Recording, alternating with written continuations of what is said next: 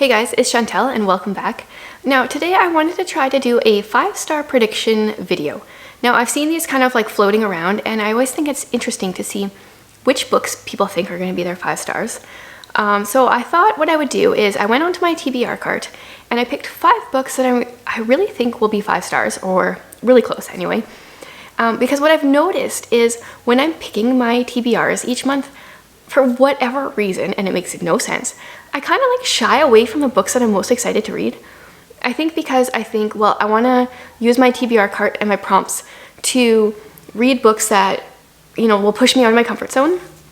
And I think, well, I'll pick up the other books like when I'm done my TBR or whatever. And for whatever reason, I keep shying away from the books that I'm really excited about. So what I thought I would do is pick 5 books, and then in 3 months, I think, or so from now, I want to have read all of these books and then share whether or not they were actually 5-star books or not. I'm hoping that this will help me to actually read all these books, and that way I have like the pressure to get them done before my cutoff date, and then I can hopefully pick them on my TBR in the next couple months.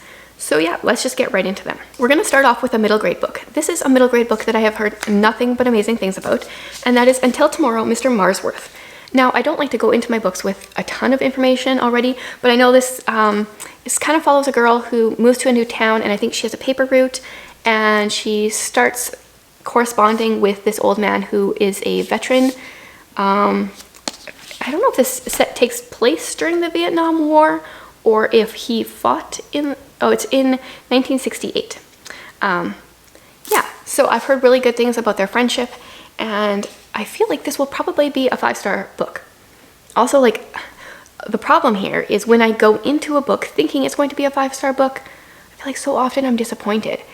And I don't want to be disappointed, but hopefully this will be a really good one. The next book, and one I cannot believe that I haven't read yet. I thrifted it like probably at least 6 months ago, and it is so fitting for the things that I'm interested in, and that is Educated.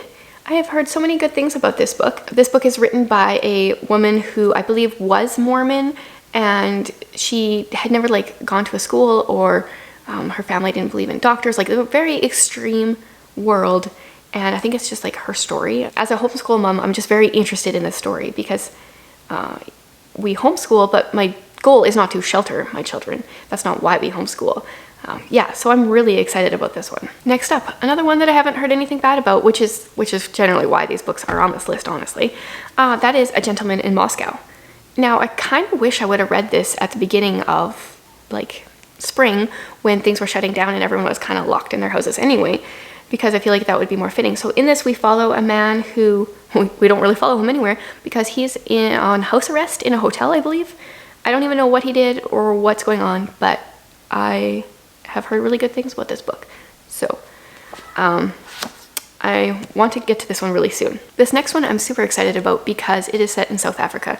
And if you've been here for a little while, you probably know that my son, we adopted him from South Africa. So I want to read more books from that country, from Africa in general. And this one is set during apartheid, I believe, and it is Hum If You Don't Know the Words. And another one that I've heard amazing things about, and I know this author recently came out with another book that I want to read as well. Apartheid is just really like the racial segregation in South Africa, and oh man, it's intense. But because it is part of the history of the country where my son was born, it is something I want to read more about, and I think this book will do a really good job with it from what I've heard. And the last book on this list, this author I have read, okay, I don't know how many books she has out. I think maybe just the 3, but I listened to her other 2 earlier this year on audio, and I think I gave them both 5 stars. They were really good. And they're in the historical fiction genre, which is not really a genre I read a ton of. I like definitely went through a stage where I did, but it's not my favorite, so I don't gravitate towards it. Anyway, the book is The Fountains of Silence, and I believe this is set in Spain when General Franco was the dictator. And I mean, if her other books are any indication, and if what I've heard is any indication, this is going to be really good. I'm not sure though, because I listened to the other 2 on audio. I'm like, I've never actually like read one of her physical books, or read one of her books physically. And so I'm curious to see if that changes things at all. but I'm really excited about this one. I really don't know anything other than the fact that it is set in Spain during General Franco's dictatorship, and whatever, that's okay with me. So, 5 books that I think I will give 5 stars to. I'm hoping I will give 5 stars to.